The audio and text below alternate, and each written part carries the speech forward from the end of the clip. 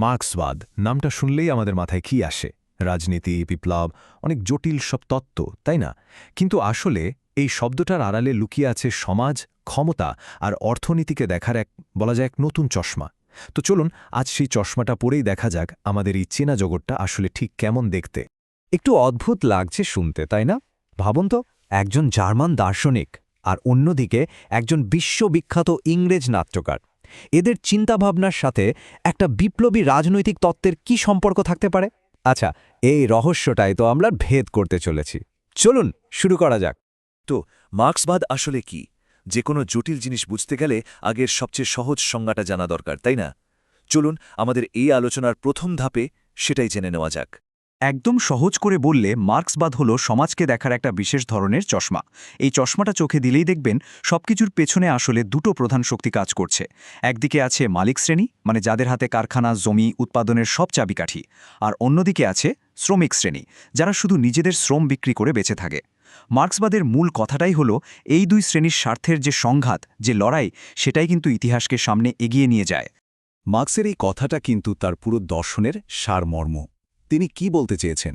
যে শুধু জগৎকে বোঝা বা এটা কেন এমন, ওটা কেন তেমন, এসব ব্যাখ্যা করাই যথেষ্ট না। আসল কাজ হল এর ভুলগুলো শুধরে দিয়ে এটাকে বদলে ফেলা। তার মানে কি দাঁড়ালো?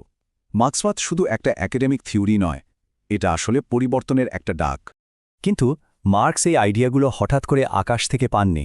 তার পুরো তত্ত্বটা আসলে দাঁড়িয়ে আছে ইউরোপের তিনটি বড় চিন্তাধারার ওপর। চলুন দেখি সেই তিনটা স্তম্ভ কি ছিল যেগুলো মিলেমিশে মার্ক্সবাদের জন্ম দিল। এই টাইমলাইনটা দেখলে বোঝা যায় তখনকার ইউরোপে কি একটা তোলপাড় চলছিল। একদিকে ফরাসি বিপ্লব মানুষের মনে স্বাধীনতার স্বপ্ন জাগিয়ে দিয়েছে, আবার অন্যদিকে শিল্প বিপ্লবের ফলে তৈরি হচ্ছে বিশাল এক নতুন শ্রমিক শ্রেণী। ঠিক এই রকম এক সামাজিক আর অর্থনৈতিক পরিবর্তনের একদম কেন্দ্রেই কিন্তু মার্ক্সবাদের জন্ম। এটাকে অনেকটা মার্ক্সবাদের রেসিপি বলা যেতে পারে। ভাবুন তো, জার্মান দর্শন থেকে তিনি নিলেন দ্বন্দ্বের ধারণা, মানে ওই থিসিস অ্যান্টিথিসিস। ব্রিটিশ অর্থনীতিবিদদের থেকে নিলেন শ্রম আর মূল্যের তত্ত্ব, আর ফরাসি সমাজতন্ত্রীদের থেকে নিলেন সামাজিক সাম্যের স্বপ্ন। এই তিনটে জিনিস মিলেই তৈরি হয়েছে মার্ক্সবাদের এই শক্তিশালী ককটেল। আচ্ছা, এবার আমরা মার্ক্সবাদের একদম কেন্দ্রবিন্দুতে ঢুকছি। মার্ক্সের মতে ইতিহাসকে সামনে এগিয়ে নিয়ে যায় কোন ইঞ্জিন? এর উত্তর একটাই, শ্রেণী সংগ্রাম। চলুন দেখি এই ব্যাপারটা ঠিক কিভাবে কাজ করে। পুঁজিবাদী সমাজে এই দুটো শ্রেণীর স্বার্থ কিন্তু একদম বিপরীত। ভাবুন, মালিকের লাভ কিসে? শ্রমিকের মজুরি যতটা সম্ভব কম দেওয়া যায়। আর শ্রমিকের বেঁচে থাকা নির্ভর করছে কিসের ওপর? তার শ্রমের জন্য সর্বোচ্চ মজুরি পাওয়া। তো বুঝতেই পারছেন, এই দুই শ্রেণীর মধ্যে একটা সংঘাত কিন্তু একদম অনিবার্য। মার্ক্সের অন্যতম গুরুত্বপূর্ণ একটা ধারণা হল এই উদ্বৃত্ত মূল্য বা সারপ্লাস ভ্যালু। ব্যাপারটা বেশ সহজ। ধরুন, একজন শ্রমিক একটা কারখানায় দিনে 1000 টাকার জিনিস তৈরি করল, কিন্তু দিন শেষে সে মজুরি পেল মাত্র 200 টাকা। প্রশ্ন হল, বাকি 800 টাকা কোথায় গেল? ওটাই মালিকের পকেটে মুনাফা হিসাবে ঢুকে গেল। মার্ক্সের মতে এই 800 টাকাই হল শ্রমিকের অপরিশোধিত শ্রম, আর এটাই হল শোষণের মূল ভিত্তি। এই মডেলটা মার্ক্সবাদের আরেকটা খুব গুরুত্বপূর্ণ ধারণা বুঝতে সাহায্য করবে, ভিত্তি আর উপরিকাঠামো। মার্ক্সের মতে একটা সমাজের অর্থনৈতিক ব্যবস্থাটা হলো একটা বাড়ির ফাউন্ডেশন বা ভিত্তির মতো, আর সেই সমাজের আইন, সংস্কৃতি, রাজনীতি, শিল্পকলা, ধর্ম, এই সব কিছু হলো সেই ফাউন্ডেশনের উপর দাঁড়িয়ে থাকা বিল্ডিং বা উপরিকাঠামো। আর সবচেয়ে জরুরি বাত হলো, এই উপরিকাঠামোটা সবসময় চেষ্টা করে ওই অর্থনৈতিক ভিত্তিটাকে রক্ষা করতে, ওটাকে টিকিয়ে রাখতে।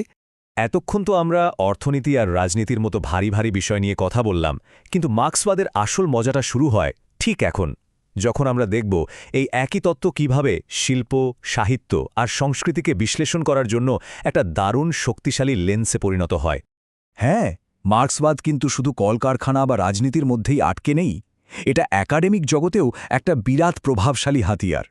আজকেও বিশ্বের বড় বড় বিশ্ববিদ্যালয়ে সাহিত্য, সিনেমা বা শিল্পকলা বিশ্লেষণ করার জন্য মার্ক্সবাদী সমালোচনা একটা খুব গুরুত্বপূর্ণ পদ্ধতি হিসেবে পড়ানো হয়। তো একজন মার্ক্সবাদী সমালোচক আসলে কি করেন? তিনি যখন একটা বই পড়েন বা সিনেমা দেখেন, তিনি শুধু তার সৌন্দর্যটা দেখেন না, তিনি এর গভীরে গিয়ে ক্ষমতার সমীকরণটা খোঁজার চেষ্টা করেন। তিনি প্রশ্ন করেন, আচ্ছা, এই শিল্পকর্মটা কার কথা বলছে?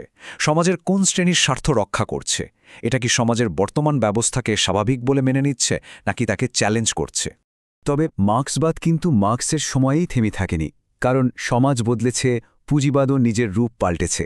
তাই এই তত্ত্বকেও সময়ের সাথে সাথে বিকশিত হতে হয়েছে। পরে অ্যান্টোনিও গ্রামশি আর লুই আলথুসারের মতো চিন্তাবিদরা মার্ক্সের মূল ধারণার উপর দাঁড়িয়েই আরও নতুন আর সূক্ষ্ম সব তত্ত্ব তৈরি করেছেন। গ্রামশির হেজিমনি ধারণাটা কিন্তু অসাধারণ। তিনি বলছেন যে শাসক শ্রেণী শুধু পুলিশ বা আইন দিয়ে শাসন করে না, তার চেয়েও বড় শাসনটা করে সংস্কৃতি, শিক্ষার, মিডিয়ার মাধ্যমে। কিভাবে? তারা আমাদের মাথায় কিছু বিশ্বাসকে সাধারণ জ্ঞান বা কমন সেন্স হিসাবে ঢুকিয়ে দেয়। যেমন ধরুন এই কথাটা, যে চেষ্টা করলেই সফল হওয়া যায়।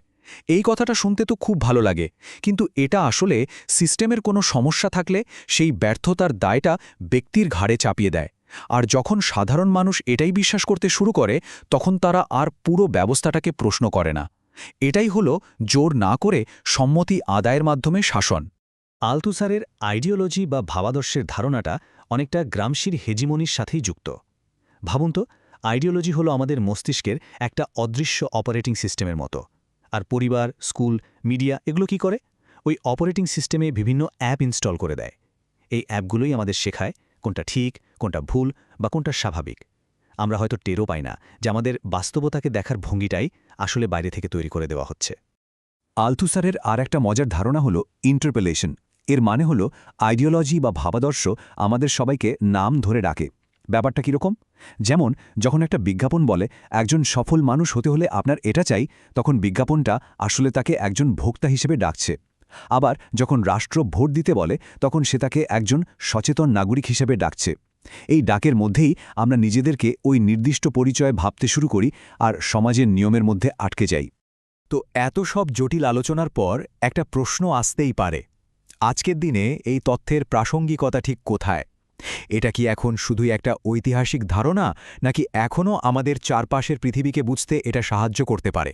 শেষ পর্যন্ত মার্ক্সবাদকে কোনো রাজনৈতিক সমাধান হিসেবে না দেখে একটা শক্তিশালী বিশ্লেষণের টুল বক্স হিসেবে ভাবা যেতে পারে। এই টুল বক্সটা আমাদের হাতে এমন কিছু যন্ত্রপাতি তুলে দেয় যা দিয়ে আমরা সমাজের আপাত ঘটনার গভীরে যেতে পারি আর ক্ষমতা, অর্থ আর সংস্কৃতির মধ্যে যে অদৃশ্য সুতোগুলো জড়িয়ে আছে সেগুলোকে খুঁজে বের করতে পারি। শেষ করার আগে শুধু এই একটা প্রশ্ন রেখে যাই, আচ্ছা, কোনো শিল্পকর্ম কি আদৌ তার সামাজিক বা অর্থনৈতিক প্রেক্ষাপট থেকে পুরোপুরি মুক্ত হতে পারে? পরের বার যখন কোনো সিনেমা দেখা হবে বা কোনো বই পড়া হবে, এই প্রশ্নটা নিজেকে করে দেখা যেতেই পারে। কে জানে, হয়তো মার্ক্সের সেই বিশেষ চশমাটা দিয়ে দেখলে এমন কিছু চোখে পড়বে যা আগে কখনো খেয়ালই করা হয়নি।